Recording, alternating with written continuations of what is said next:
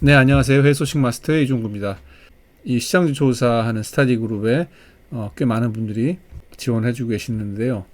제가 이 시장 조사하는 요령을 먼저 설명을 좀 드려야 할 것 같아서 오늘 영상을 준비합니다. 그리고 이 스타디 그룹 지원이 언제까지냐, 언제까지 서류를 제출해야 되냐고 질문하신 분들이 많은데, 이건 제가 일회성으로만 운영할 게 아니고 제가 여건이 닿는 한에서 쭉 가도 되는 것 같아서, 지원자가 뭐 몇천 명이 될 건 아니기 때문에 제 생각에는 이 시장조사 이 스타디 그룹 지원을 하는 이 서류가 이거를 위해서 여러분들이 한다기보다는 어차피 여러분 장사하시려면은 이 방법대로 시장조사를 하는 게 의미가 있기 때문에, 그리고 이거를 제가 뭐 완성도 있는 자료를 요구하는 게 아니라 뭐 한두 장 샘플만 제가 원하는 거잖아요.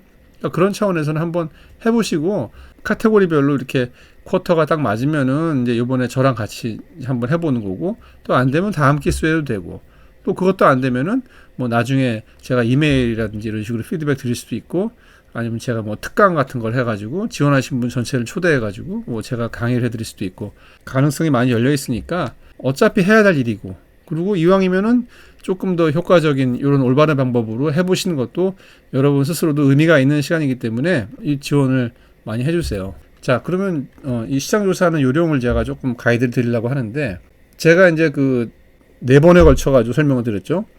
자, 그래서 그 강의를 이해하신 분들한테는 제가 드리고 싶은 말씀이 뭐냐면은, 현실성, 실현성, 이제 영어로 이제 feasibility라고 하는데, 이 feasibility가 먼저 있는 상태에서 여러분들이 가지고 가야 할 그 포지셔닝 방향을 정하는 게 맞지, 현실성이 없는 상태에서 그냥 그 머릿속으로만, 기획서상으로만 포지셔닝을 방향을 정하는 거는 의미가 없어요. 지원해 주신 분들 보면은 뭐 예상했던 거지만 학교나 회사에서 배운 게, 실제 어떤 조사를 하기 전에 기획부터 하잖아요, 머릿속으로. 그죠? 뭐 숫자라든지 뭐 소비 시장이 어떻게 되고, 뭐 요즘에 무슨 뭐 나홀로족이 생기고, 이런 건 사실 실제 그 액션 단에서는 다 필요 없는 거거든요. 물론 필요는 있는데 가설을 만들 때 검증할 때 그게 필요한 거지, 처음부터 그런 기획을 하는 건 의미가 없어요. 그래서 기획을 하려면은 실제 내가 이게 잡히는 건지를 먼저 현장에서 확인을 한다든지, 시장 조사를 먼저 한다든지, 그 다음에 그런 가설이 나오는 거지, 이 가설을 만들기 위해서 현실성과는 좀 떨어진 숫자를 모은다든지 이런 거는 의미가 없어요. 그래서 우리한테 손에 잡히는 이 피지빌리티는 뭐냐면은, 현재 지금 한국에서 잘 팔리는 상품이냐, 잘 팔릴 가능성이 있는 거냐, 이런 거죠. 그 다음에 더 중요한 거는 그 상품을 내가 정말 내 돈으로, 내가 가진 자본으로 소싱 가능한가, 그 공장을 내가 찾을 수 있는가. 그래서 이거를 먼저 조사를 한 다음에 이런 피지빌리티가 확보가 된 상태에서 이제 가설을 만드는 거죠. 이 가설이라는 거는 다리를 땅에 닿은 상태에서 머리를 써야 되지, 공중에 붕붕 떠가지고 머리를 써봤자 현실성 없는 포지셔닝은 시간 낭비인 거죠. 근데 여러분들이 이게 왜 헷갈리냐면은, 기획서를 쓸 때 항상 이런 기획을 먼저 쓰고 그 기획에 의거한 실행단이 뒤에 나오잖아요. 근데 그 기획서를 다른 사람들한테 설득할 때, 뭐 윗사람이든 아랫사람이든 설득을 할 때 그런 순서로 해야 사람들이 이해가 빠르기 때문에 그런 순서로 기획서를 작성을 하지만, 그 기획서를 작성하는 그 작성자는 그 순서대로 그렇게 머리가 돌아간 게 아니라는 거죠. 먼저 현실성을 파악을 하고 가설을 만들고 그 가설을 검증한 다음에 그게 괜찮다 싶으면은 그거를 이제 기획서로 옮길 때, 그때 이제 이걸 기깎기 맞춘다고 하는데, 먼저 포지셔닝을 앞에다가 써주고 그 다음에 실행단을 뒤에 넣는 거죠. 근데 실제로 이 기획서를 만들 때는 그런 순서로 만들어진 게 아니라는 거죠. 그 많은 광고 대행사에서 PT 할 때도 마찬가지예요. 그 PT를 할 때 결과물이 나오기 전에 뭐 기획이 나오고 배경이 나오잖아요. 근데 실제 이 그 CD들이나 AA들이 그렇게 일을 하지 않아요. 먼저 가설부터 만들거든요. 그리고 가설이 괜찮다고 생각을 하는 거를 검증을 해가지고 타당성이 입증이 되면은, 그때 이제 A가 그 가설을 이러이러한 배경으로 나왔다고 이제 기획을 넣는 거죠. 근데 여러분들이 이제 이거를 잘못 생각하는 경우가 많아요. 자, 어쨌든 간에 현실성 있는 거, 그러니까 시장 조사를 먼저 하고 그 다음에 포지셔닝을 만들어라. 또 한 가지 팁은 뭐냐면은, 내가 실제로 살 물건이 10개다 하더라도 이 시장 조사하고 이 소싱 조사는 그거에 뭐 100배, 1000배 해도 돼요. 왜냐면은 이 앞단이 크면 클수록 포지셔닝 그리기가 쉽거든요. 앞에 조사를 조금 해버리면은 내가 운신의 폭이 적어진단 말이에요. 그래서 시장 조사나 이 소싱처 조사는 나의 어떤 사업 규모나 내가 구매할 아이템의 수와 관계없이 많이 하면 많이 할수록 좋아요. 자, 그래서 이 시장 조사의 요령은 이제 이 구조는 어떻게 되냐면은 이 이제 왼쪽에 있는 이 깜장 원들이 우리가 시장 조사할 내용이에요. 이거 제가 설명 많이 드렸죠. 우리가 시장 조사를 할 때 염두에 둬야 할 머릿속에 이 세 가지가 뭐냐면은 현재 잘 팔리는 상품이 뭔지를 알아야 되고, 현재 막 팔리기 시작한 상품, 막 뜨기 시작한 상품도 봐야 돼요. 그 다음에 앞으로 잘 팔릴 상품을 예측을 해야 되죠. 그래서 이 세 가지의 안건을 놓고 쇼핑몰 시장 조사를 하는 거예요. 장사가 지금 뭐가 되고 있는가. 그리고 동시에 이 세 가지 상품을 소싱처가 확보가 될 수 있는지, 이거를 또 우리가 시장 조사를 해야 돼요. 자, 근데 이제 보세요. 이 소싱처라 하면 총 4가지 종류가 있는 거예요. 하나는 1688이나 혹은 알리바바에 있는 도매상들. 그 다음에 이유나 광저우, 심천 같은 이제 로컬 도매 시장에서 이 상품들을 살 수 있는지를 우리가 체크를 해야 되고, 그 다음에 알리바바는 이제 도매상도 있고 공장이 있거든요. 그 사이트 안에도. 그래서 알리바바 공장에서도 이런 상품들을 팔고 있는지도 확인을 해야 되고, 그 다음에 이벤츄얼리 이 현지 공장에서도 이런 물건들을 내가 살 수 있는지를 확인을 해야 되죠. 근데 여러분들은 이 빨간 원은 지금 모르잖아요. 그래서 이거는 제가 도와드릴 수밖에 없는 거예요. 뭐 저라고 이거를 다 하는 건 아니겠지만 경험이 많을수록 이제 이 빨간 원에 대한 내용을 알 수 있는 거죠. 그리고 이 깜장 원은 여러분들도 할 수 있어요. 집에서 컴퓨터로 할 수 있는 거죠. 이 1688 알리바바 도매상은 당연히 진입장벽도 낮고 MOQ도 낮죠. 누구나 살 수 있고 소량 살 수 있고. 근데 요 이유 광저우 요 도매 시장은 MOQ가 낮은 거는 여기랑 같지만 여기는 실제로 비행기를 타고 가서 봐야 되기 때문에 여기보다는 진입장벽이 높아요. 그렇다고 이제 이런 공장만큼 높은 건 아니지만 누구나 갈 수 있으니까, 누구나 살 수 있고 오픈되어 있는 시장이고, 그래도 여기까지 가가지고 물건을 사는 사람이 1688에서 물건 사는 사람보다는 뭐 한 1000분의 1, 10,000분의 1로 적겠죠. 그래서 저는 사실 여기를 선호를 해요.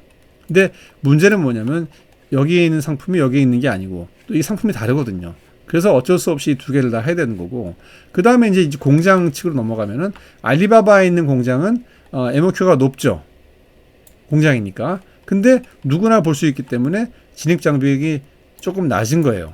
공장이기 때문에 누구나 또 이렇게 많이 못 사잖아요. 그래서 진입장벽이 조금 있는 거죠. 그리고 진입장벽이 높고 MOQ도 높은 거는 바로 현지 공장인 거죠. 그래서 여기서 물건을 사면은 제일 좋죠. 근데 여기에 단점은 이제 조금 많이 사야 된다는 거. 그래서 제가 이제 늘 강조하지만 여기서 물건 테스트한 다음에 여기서 넘어가는 거고, 여기서 아무리 물건을 테스트해봤자 공장을 못 찾으면 마시자 할 거니까 공장부터 보고, 공장에서 뭘 파는지를 보고 그 물건을 여기서 테스트할 물건이 있는지를 보는 게 이제 순서다. 이제 이걸 제가 이제 계속 강조 드리는 거고요. 이 구조로 우리가 시장 조사를 하는 거예요. 그래서 시장 조사를 한다는 거는 쇼핑몰에서 이 세 가지 물건을 보는 것도 시장 조사인 거고, 그거를 여러분들이 지금 할 수 있는 이 깜짝색 원, 알리바바나 1688에서 이 물건을 팔고 있는지를 보는 것까지가 시장 조사인 거예요. 이 두 가지가 여러분들의 숙제인 거죠. 한 개 품목만 하는 게 아니라 여러 품목에 또 여러 사이트를 봐야 되기 때문에 이제 이게 오래 걸리는 거죠. 근데 요번에 여러분들이 이 시장조사 그 지원할 때는, 스타디 그룹 지원하실 때는 뭐 한 품목만 해서 이렇게 각각 종류별로, 그 다음에 여기 있는지 뭐 요 정도까지만 하시면 될 것 같아요. 반복해서 말씀드리지만 이거는 지원을 위한, 스타디 그룹의 지원을 위한 일이라기보다는 여러분들이 어차피 장사를 할 때 해야 할 일이기 때문에 그런 마음에서 하시면은 뭐 시간 낭비가 아니겠죠. 현재 잘 팔리는 상품은 뭐냐면은 지금 뭔가 선점하고 있는 브랜드가 있는 거예요. 뭔가 높은 가격으로 배수 높게 잘 팔리는 상품. 근데 주로 이제 브랜드라든지 브랜드가 없더라도 어떤 업체가 이 상품을 대박을 친 게 있을 거예요.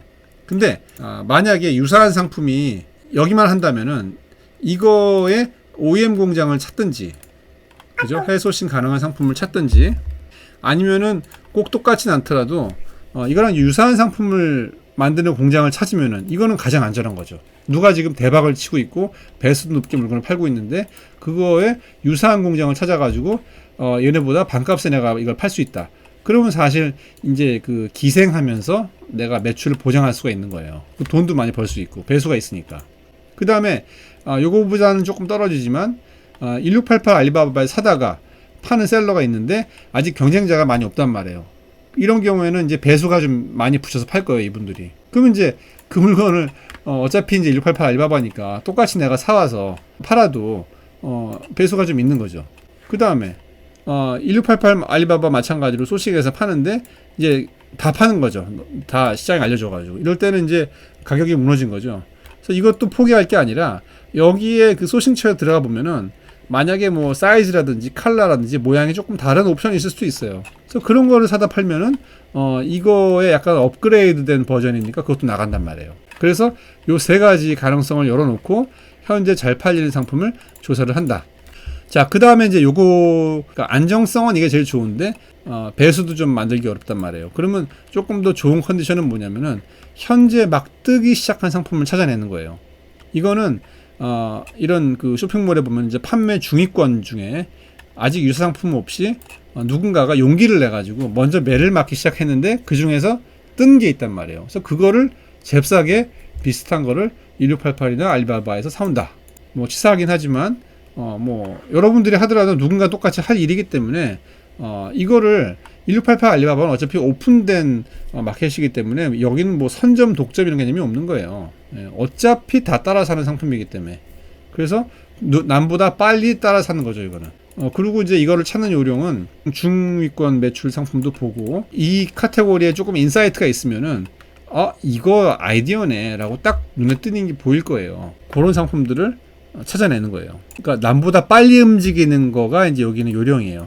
이 두 개는 짧아요. 여러분들이 이거를 따라 산들 간에 그걸 보고 누가 또 따라 살 거기 때문에 이 사이클이 길지는 않아요. 그래서 제일 좋은 거는 사실은 이거를 하는 거예요. 세 번째 거. 이 세 번째 게 제일 좋은 거죠. 이거를 알아볼 수 있는 시장조사처는 어디냐면은 이런 유명한 그 셀럽들이 인스타에서 파는 상품들이 있어요. 해외 직구를 인스타에서 판다든지. 그래서 이런 상품들은 앞으로 잘 팔릴 상품 가능성이 많죠. 왜냐면 이 셀럽이라는 사람들이 조금 세련되고 눈썰미가 있는 사람들이니까. 그래서 이거를 이제 참조를 하는 거고. 그 다음에 이제 뭐 네이버도 마찬가지고 어느 쇼핑몰이나 이 직구 사이트가 있잖아요. 직구 카테고리가. 근데 여기에 이제 뭐 나이키라든지 무슨 뭐 이런 유명한 브랜드 말고 잘 알려지지 않은 브랜드, 노브랜드 상품 같은 경우는 그 OEM 공장을 찾을 가능성이 높아요. 그 브랜드가 없더라도 그 디자인으로 내가 OEM 공장 찾았을 때 팔릴 만한 상품이라고 판단되는 게 있단 말이에요. 그래서 그거를 찾는 거예요. 그리고 일본의 라쿠텐이나 중국의 타오바오 보면은 아직 우리나라에 안 들어왔는데 누가 보더라도 들어오면 잘 팔릴 것 같은 상품이 보인단 말이에요. 그래서 이 세 가지를 뒤지면은 앞으로 우리나라에서 잘 팔릴 상품을 내가 알 수가 있는 거죠. 특히 이런 데서 본 것들은 거의 공장 찾기가 쉽죠. 그리고 제가 반복해서 말씀드리지만 우리는 공장이 있단 말이에요. 또 도매 시장이 있고.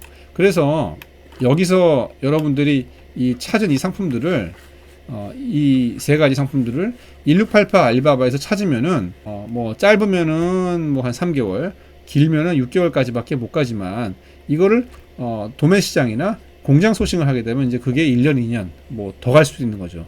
그래서 결국은 공장 소싱인데 1688 알리바바 하면 테스트 해볼 수가 있으니까 그런 의미에서 그래서 이거를 찾아야 돼요. 일단 1688 알리바바에서. 자, 그래서 지원하실 때 제가 이제 첨부해 달라고 하는 시장조사 샘플 그 파일은 뭐 아이템 한두 개만 하셔서 파워포인트 한 두세 장 정도로 여러분들이 하고자 하는 카테고리 내에서 이 세 가지 관점에서 상품을 한번 보세요. 그래서 각각 뭐 한두 개, 뭐 한 개도 좋아요.